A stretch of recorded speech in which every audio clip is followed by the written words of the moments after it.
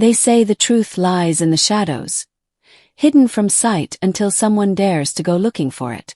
For Terence Hall, the enigmatic CEO of a thriving retail empire, that truth was waiting just beyond the automatic doors of his own store, if he could muster the courage to find it.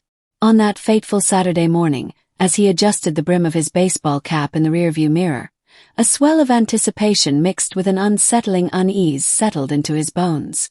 The reflection staring back was hardly recognizable. This was not the polished, authoritative figure seen gracing financial magazines, but an average man in a simple hoodie and jeans, ready to blend into the crowd like just another shopper. Today was meant to unearth realities obscured by the fog of success, realities he could no longer ignore. The whispers of discontent trickling up the chain from his employees had begun to wear on him. Complaints of bias, neglect, and inconsistency crept into his consciousness, painting a picture of a company that perhaps had lost its way. Despite the glowing accolades his business had received, Terence felt a gnawing sense of doubt about how the values he championed were being upheld day to day. He had spent years building this empire, yet now he found himself yearning to see it through the eyes of the everyday customer, stripped of the privileges that came with his title. As he parked near the store, the sun cast a warm glow on the familiar signage, a logo that had become synonymous with opportunity and inclusivity. But as the weight of the mission rushed over him, pride quickly gave way to an overwhelming need for self-reflection. Was the warmth he had envisioned when launching this store still alive, or had it succumbed to the apathy of corporate expansion? Taking a deep breath, he stepped out of the car, allowing the fresh Texas air to fill his lungs before entering the bustling store. The moment Terence crossed the threshold, he was enveloped by a mix of sounds. The hum of shopping carts, the excited chatter of children, and the beeping of checkout registers. It seemed chaotic yet organized, a carefully choreographed dance he knew intimately. However, he wasn't here to observe the surface. He was here to dig deeper. He paused near an array of vibrant kitchen appliances, keeping his senses alert and his heart open. A young woman adorned in a striped uniform was engaging a customer, her demeanor warm and inviting. Next to her, a stock associate moved methodically but with a distance that felt unnerving. Steeling himself for what lay ahead, Terence began to walk toward the electronics section, where he hoped to gauge the treatment received by others. His steps were purposeful yet casual, as he picked up a pair of headphones as though contemplating a purchase. A young employee, sitting casually behind the electronics counter, barely glanced up from his phone. Intrigued, Terence chose this moment to test the waters. He lingered a moment longer, hoping the young man would be prompted to engage, to connect.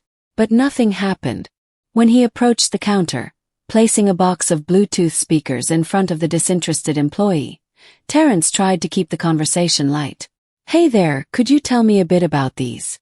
Are they any good for outdoor use?" he asked, offering a friendly smile. The young man's response was flat and unenthusiastic. "I don't know.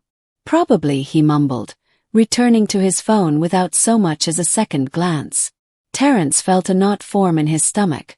This couldn't be the level of service he had envisioned. He pressed on, undeterred, asking whether they might be compatible with most devices. The employee rolled his eyes, irritation evident on his face. "Look man, all the details are right here on the box. You can read it yourself," he replied dismissively, gesturing with a vague wave. Terence's heart sank further. He glanced around and noticed another employee warmly engaging with a family nearby, the stark contrast of their interactions amplifying his discomfort. A healthy mix of patience and determination washed over him as he decided to give the young man one last chance. "Is there someone else who might be available to help?" Terence inquired, trying to remain composed. The young worker smirked, a surge of disdain creeping into his voice. "I don't think anyone's free right now." "Just figure it out," he retorted, before turning away to scroll on his phone again. Terence stood rooted for a moment, holding the speaker box as realization and disappointment crashed down on him. This was not an isolated incident. This was systemic. As he caught sight of a white couple receiving individualized attention from another employee, He felt the sharp knife of reality cut deeper. What Trevor saw before him wasn't a series of unfortunate events, but a larger issue deeply embedded in the culture of his company. Had he really allowed this to happen? Determined to gather more information, he paused to observe the interactions around him. He wandered toward the clothing section, where a young Latina employee was engaging with an elderly man, assisting him with patience and kindness. As Terence watched her help him find the right shirt size and suggest a tie, he felt a certain solace. Perhaps not everyone had succumbed to the indifference he had just experienced. Yet as he moved toward the home goods section, a hushed conversation suddenly caught his full attention. "Look at that guy over there," one employee said, nodding slightly in Terence's direction. "He's probably just here to browse. People like him never buy anything big." Terence felt his breath hitch in his throat as his heart raced, the sting of their judgment cutting deeper than the words themselves. The other employee laughed, adding, "Yeah, he doesn't look like he's got the cash for this stuff. Probably just wasting time." In that moment, he understood the unfortunate reality facing him. Not only was the service lacking, but there existed a culture of bias and misunderstanding that had gone unchecked. They didn't know who he was, but that, in a way, made this experience even more profound. The judgment they passed was merely a symptom of a deeper issue within their work environment. Finally, forcing himself to remain calm, Terence decided to leave the store, but not before determining what he needed to do next. He spent a moment by the cashier's counter, where a middle-aged black woman named Denise was ringing up customers. Her genuine smile and professional demeanor stood in stark contrast to the ambivalence he had encountered just moments earlier.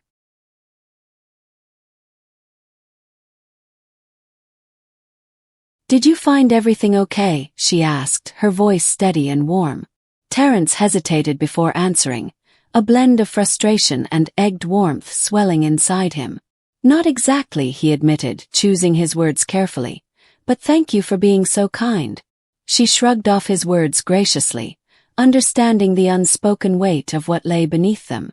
As he stepped outside and into the sweltering heat, Terence's heart felt heavy with disappointment but also flickering with the embers of resolve. He was a man on a mission to confront the uncomfortable truth lying beneath the surface. He had been given a wake-up call, and it was his responsibility as a leader to act upon it. Sitting in his car, Terence gripped the steering wheel with white-knuckled intensity. Each breath felt labored as he wove through thoughts of disappointment, anticipation, and a newfound determination. What had he learned from this experience? How did it come to pass that a company he had built on principles of kindness and equality had succumbed to the very biases he had fought against?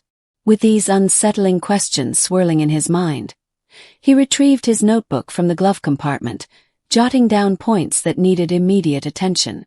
The revelations from his undercover visit echoed louder than the hum of the engine.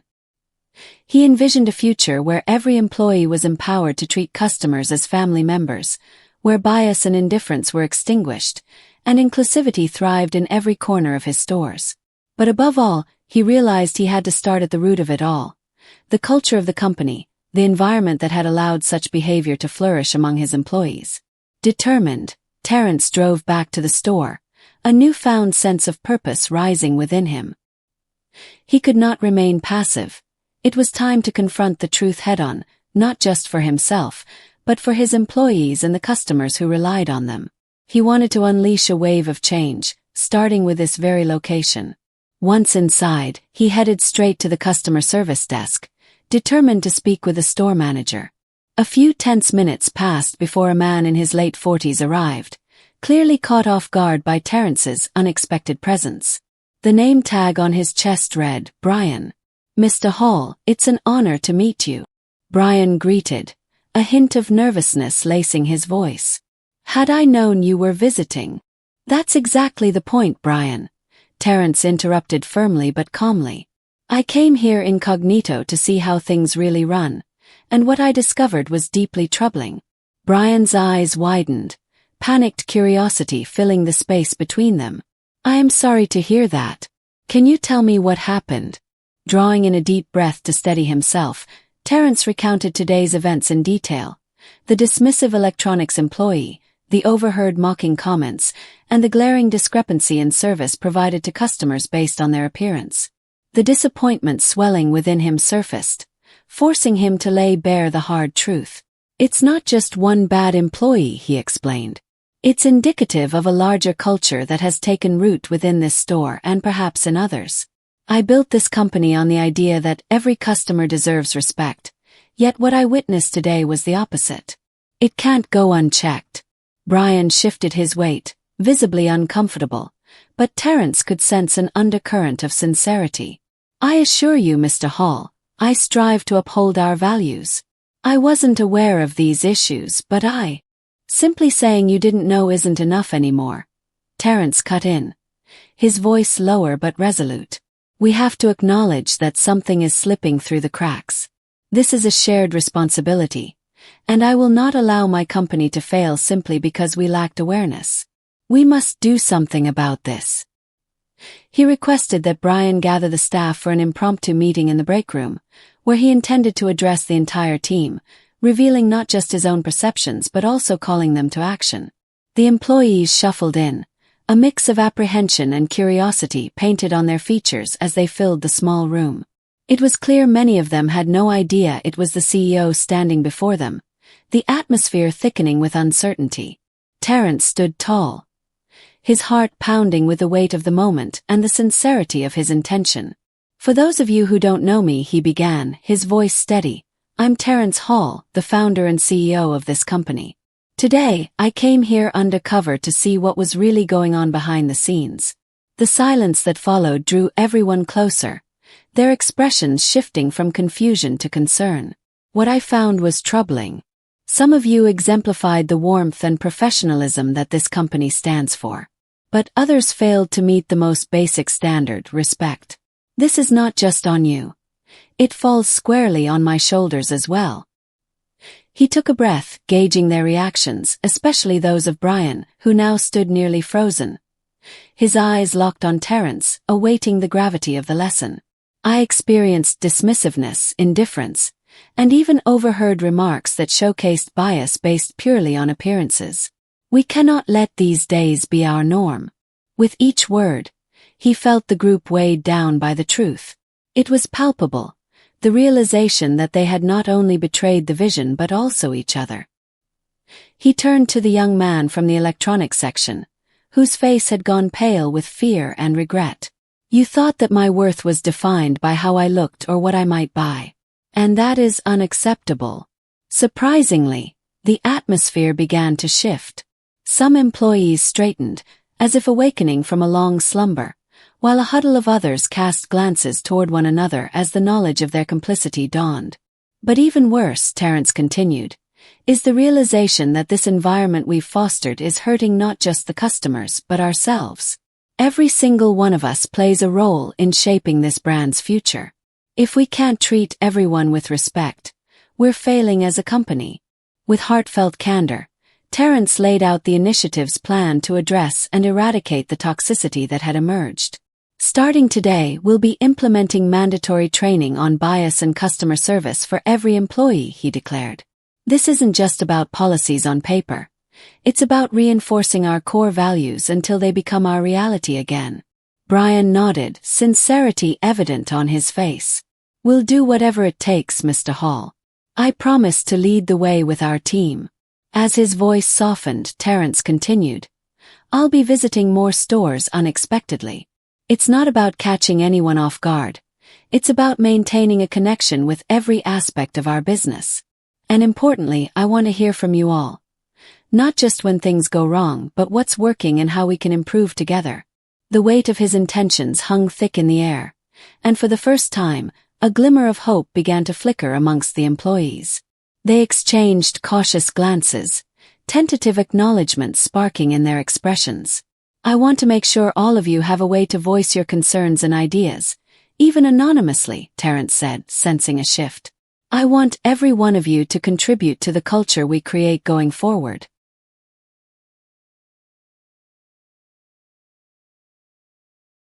As discussions picked up, the energy in the room climbed. After years of allowing a culture to fester, It seemed he was finally planting the seeds of change. At the end of his speech, Terence sought out Denise, the kind cashier whose positivity had stood in stark contrast to the negativity surrounding him. "Thank you for being a shining example today," he said sincerely, a smile breaking across his features. "Just treating people how I'd want to be treated," she replied with warmth, her humility touching Terence in a way words couldn't articulate. As he departed the store for the second time that day, a weight had shifted off his shoulders, replaced with a deepened sense of purpose. Change was now imminent, but it would not be simple. The path ahead would demand everyone, leader and employee alike, to confront their shortcomings, to embrace accountability, and to recommit to a culture of respect and kindness as the cornerstone of their business. In the days that followed his visit, Terence wasted no time rolling out comprehensive training programs across all stores. He partnered with esteemed consultants specializing in diversity, equity, and inclusion, ensuring that bias training was not merely a checkbox to enhance the company's public image, but a deeply ingrained practice that would reshape the way employees interacted with one another and, most importantly, with customers. He dedicated himself to understanding every facet of the organization, visiting branches unannounced, but this time with a sense of camaraderie instead of hidden motives. Terence invited employees to engage with him during experiences both inside and outside work. Slowly, the walls that had divided management from regular staff began to dissolve, replaced with a culture of openness and respect. In each location, he began witnessing tangible changes. Employees began to take ownership of their responsibilities, offering assistance to each other, and most importantly, listening to customers in ways he had hoped for long ago. Conversations were no longer directed solely at sales figures. They opened the floor to insights, grievances, and hopes for a better workplace. Returning to his roots, Terence even held casual coffee with the CEO sessions where employees could talk about challenges and stories without fear of judgment. They discussed everything from personal dreams to obstacles faced on the sales floor. It became a powerful catalyst for change, igniting a sense of belonging that had been missing.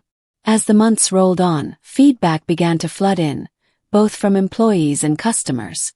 Formerly overlooked individuals felt renewed pride in their workplace, knowing they played an important role in a collective journey.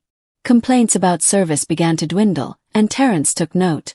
If one respectful interaction could alter a customer's perception, imagine the rippling effects of empowering an entire team with the core principle of kindness.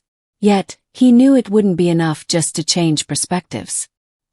He had to ensure the core values would not be lost to time again, that they were intricately woven into the daily functions of the business. So, Terence introduced a new employee recognition program, aimed at celebrating those who exemplified exemplary service. Monthly awards were presented to individuals who went above and beyond. It encouraged everyone to strive for excellence, creating role models for those who could benefit from observing the best practices. The stories of mentorship, support, and compassion began permeating the walls of the stores. With every milestone reached, Terence would remind the teams of their ultimate purpose, to create an inclusive environment where everyone felt seen and valued. He shared the stories of transformative customer interactions, the way they listened, the way they connected, and how these moments impacted the community around them. And while change can often feel slow and arduous, Terence began to see the fruits of their labor manifest. Prior customers who had shared negative experiences began returning, rewarded with a service experience that made them feel valued. Word of mouth spread, and Terence witnessed new customers discover the stores, eager to explore the warmth and respect being cultivated in every transaction. Little did they know, behind the scenes, Terence was not just leading a retail business, but a movement toward a more inclusive and compassionate world. With each customer who walked through the doors, he found renewed hope that perhaps they could inspire a change far beyond their walls. In the still of the night, as he reflected on the journey they had undertaken, Terence understood that real change demanded vigilance and continuous commitment. He knew some employees might inevitably falter along the way, but the foundation they had rebuilt was prepared to support them in growth. His experience that fateful day had driven home a fundamental truth. The journey toward an inclusive culture starts one connection at a time, and everyone deserves an opportunity to learn, to grow, and to be treated like family. As the sun set on yet another productive day, Terence Hall smiled softly, understanding the road ahead remained long and winding. But as he embraced the hope and camaraderie of his team, he also knew that they had the tools needed to navigate it together. The real journey had only just begun, and in every step taken toward inclusivity, the echoes of respect would resonate in the hearts of everyone inside the stores they called home, customers and employees alike. And perhaps in that realization lay the grandest truth of all. Sometimes the smallest actions promise to create the biggest impacts.